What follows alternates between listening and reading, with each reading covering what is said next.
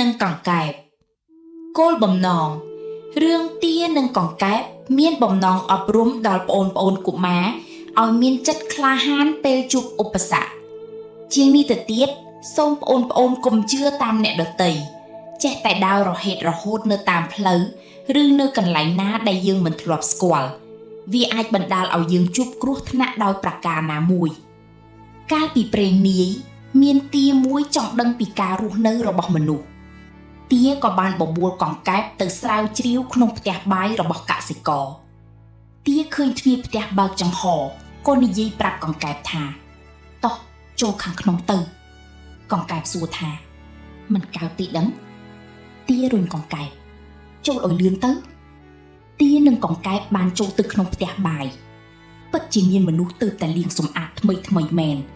ព្រោះក្តារនៅសើមនឹងឡើយទាបានឃើញកន្លែងលាងចានដែលមានទឹកពេញកង្កែបបន្លឺឡើងថាក្នុងធុងនេះក៏មានទឹកដែរទាលោតចូលក្នុងកន្លែងលាងចានដើម្បីហែលទឹកលេងរីឯកង្កែបវិញបានលោតចូលទៅក្នុងធុងទឹកជួបផ្ទះធំផ្ទះកង្កែបស្រែកថាមិនសុបាយដូចក្នុងប្រពាំងសោះរំពេចនោះស្រាប់តែប្រពន្ធកសិករចូលមកក្នុងផ្ទះវិញគាត់លូកដៃទាញក្រណាត់ជូតផ្ទុះចេញពីក្នុងធុងទឹកស្រាប់តែគាត់ឃើញកង្កែបនៅក្នុងធុងទឹករបស់គាត់ក៏ស្រែកថាចេញទៅចេញឲ្យឆ្ងាយទៅកង្កែបបានលូកចេញពីធុងទឹកហើយពេលនោះទាស្រែកថាកង្កែបប្រយ័ត្នផ្លុកកង្កែបបានលូកចូលទៅក្នុងប៉ាន់តែដែលគ្មានគម្របកង្កែបមិនចូលចិត្តរសជាតិទឹកតែនោះសោះតើទាអាចធ្វើអ្វីបានខ្លះតើទាត្រូវធ្វើដូចម្តេចដើម្បីជួយកង្កែបឲ្យចេញពីប៉ាន់តែនោះបានទាបន្លឺឡើងថាកង្កែបកំសត់អញជាប់ក្នុងប៉ាន់នេះហើយប្រពន្ធកសិករឃើញកង្កែបធ្លាក់ចូលទៅក្នុងប៉ាន់តែបែបនេះក៏លើកប៉ាន់តែក្រវែងចេញទៅក្រៅកង្កែបស្រែកឡើងថាជួយផងគេកំពុងយកខ្ញុំប៉ុណ្ណាហ្នឹង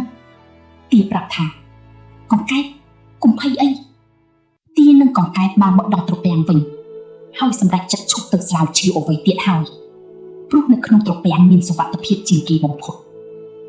កង្កែបបន្លឺឡើងថា